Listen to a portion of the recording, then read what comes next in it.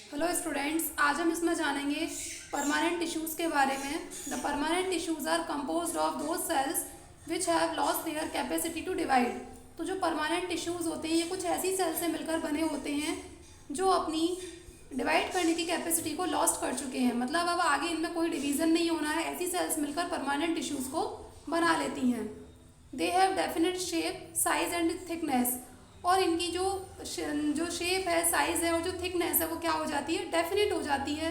क्यों हो जाती है डेफिनेट? क्योंकि इनके अंदर जो डिवीज़न होना होता है वो सब हो चुका होता है, इसलिए इनकी जो शेप है, साइज़ है और जो थिकनेस है वो डेफिनेट हो जाती है।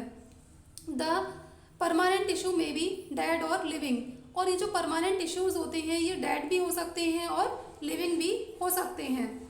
Permanent tissues are classified on into two types on the basis of structure and composition, that is simple permanent tissue and complex permanent tissues। अब ये जो परमानेंट टिश्यूज़ होते हैं इनको दो पार्ट्स में क्लासीफाई किया गया है, या दो टाइप में इनको क्लासीफाई किया गया है। किस बेस पर? On the basis of structure and composition. पहला है इसमें सिंपल परमानेंट टिश्यू और दूसरा क्या है इसमें, कॉम्प्लेक्स परमानेंट टिश्यू। आज हम इसमें पहले जानेंगे सिंपल परमानेंट टिश्यू के बारे में। Simple permanent tissue, these are made up of same type of cells which are similar structurally and functionally।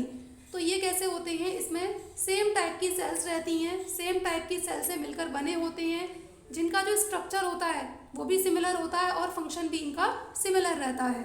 जैसे ये सेल्स हैं और ये सब सेल्स कैसी है, राउंड है। ये सभी सेल्स एक जैसी हैं और सब एक जैसी सेल्स मिलकर किसको बना रही हैं, सिंपल परमानेंट टिश्यू को बना रही हैं। इनका अगर हर एक सेल का स्ट्रक्चर देखा जाए तो बिल्कुल एक जैसा स्ट्रक्चर है और फंक्शन भी ये क्या करेंगी, एक जैसा करेंगी। They include two types of tissue. इनमें दो टाइप के टिश्यू इन्वॉल्व रहते हैं, इंक्लूड रहते हैं, protective tissue and supporting tissue. पहला है इसमें प्रोटेक्टिव टिश्यूज एंड दूसरे हैं इसमें सपोर्टिंग टिश्यूज। पहले हम जानेंगे प्रोटेक्टिव टिश्यूज के बारे में। These tissues are primarily protective in function. अब ये जो प्रोटेक्टिव टिश्यूज़ होते हैं इनका पहला प्राइमरी फंक्शन क्या होता है, प्रोटेक्शन देने का होता है। कोई भी अगर जिस भी ऑर्गन के ऊपर ये होंगे उस ऑर्गन को ये प्रोटेक्ट करने का काम करते हैं। They consist of epidermis and cork. और ये भी जो है, ये जो प्रोटेक्टिव टिश्यूज़ जो हैं ये भी किस में आगे डिवाइड रहते हैं, एपिडर्मिस या एपिडर्मिस और कॉर्क में ये डिवाइड रहते हैं। अब ये देखिए, ये यहाँ पर प्रोटेक्टिव टिश्यू का डायग्राम दे रखा है। इसको जब हम माइक्रोस्कोप में देखते हैं तो प्रोटेक्टिव टिश्यू कुछ ऐसा दिखाई देता है। नेक्स्ट, अब हम इसमें जानेंगे एपिडर्मिस के बारे में।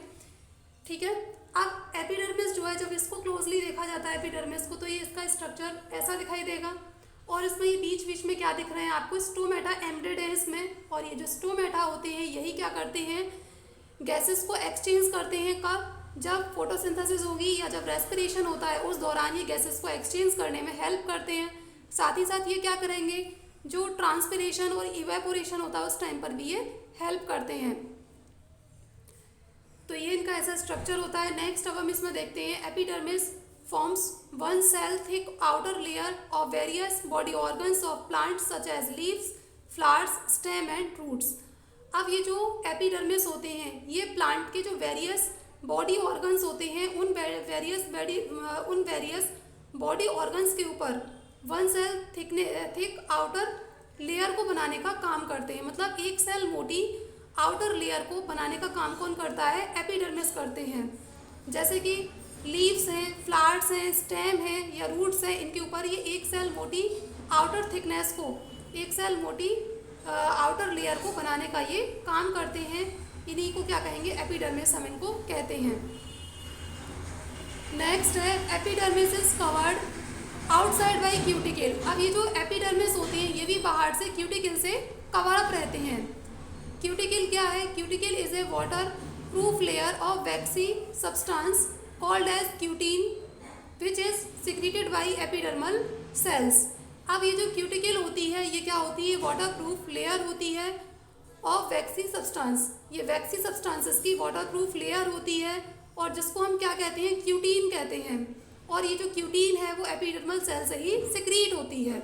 ठीक है, ये क्या होती है, ये जो क्यूटीन है ये भी किससे बनती है, एपिडर्मल सेल से ही बनती है। ये बिल्कुल बाहर की तरफ होगी एपिडर्मिस सेल से। इसकी इसे हम ये कह सकते हैं कि ये क्या है, इसकी आउटर लेयर होती है और ये क्या करेगी कि जो भी इसके ऊपर जो वाटर प्रूफ लेयर एक तरीके से बना लेती है, और ये किससे बनी होती है, वैक्सी सब्सटेंसेस से मिलकर बनी होती है, जिसे क्या बोलेंगे, क्यूटीन हम इसको कहते हैं। Cuticle is very thick in xerophytes. तो जो क्यूटिकल होती है वो बहुत ज़्यादा थिक होती है, मोटी होती है, और किस में होती है, जीरोफाइट्स में। जीरोफाइट्स क्या होते हैं, जीरोफाइट्स जितने भी डेजर्ट में होने वाले जो प्लांट्स होते हैं उनको जीरोफाइट्स कहते हैं। तो ये उनके ऊपर कैसी हो जाती है, बहुत ज़्यादा मोटी हो जाती है। क्यों हो जाती है, क्योंकि ये क्या करते हैं, वाटर के लॉस को, जो वाटर यहाँ से जा रहा होता है उसको प्रिवेंट करने का काम करते हैं। तो इसलिए वहाँ पर रिक्वायरमेंट होती है इसकी, क्यूटिकल के मोटे होने की रिक्वायरमेंट है, क्योंकि डेजर्ट है, डेजर्ट में ऑलरेडी वहाँ पानी नहीं होता है, तो उसको ये प्रोटेक्ट करने का काम करते हैं। तो इसलिए ये जीरोफाइटिक प्लांट्स जो होते हैं या जीरोफाइट्स जो होते हैं उनके ऊपर ये मोटी होती है। Cells of epidermis of leaves are not continuous at some places due to presence of small pores called as stomata.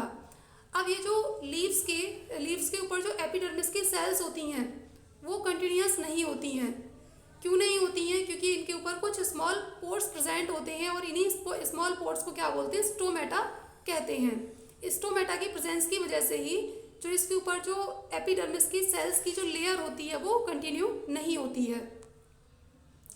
Next, functions of epidermis. Epidermis के फंक्शन की बात कर लेते हैं। The main function of epidermis is to protect the plant from desiccation and infection. तो जो इसका जो वर्क होता है एपिडर्मिस का क्या है कि ये प्लांट को डेसिकेशन से और इन्फेक्शन से बचाने का काम करती है। नेक्स्ट है इसमें, cuticle of epidermis cuts the rate of transpiration and evaporation of water and prevents wilting. अब ये जो प्लांट्स के ऊपर मिलने वाली जो क्यूटिकल होती है ये क्या करती है, वाटर की इवेपोरेशन को और ट्रांसपिरेशन की जो रेट होती है उसको कट कर देती है, और साथ ही साथ ये विल्टिंग से भी उसको प्रिवेंट करती है। विल्टिंग क्या होती है, एक तरह की सड़न होती है, तो उस सड़न से भी ये प्रिवेंट करने का काम करती है। Stomata in epidermis allow gaseous exchange to occur during photosynthesis respiration.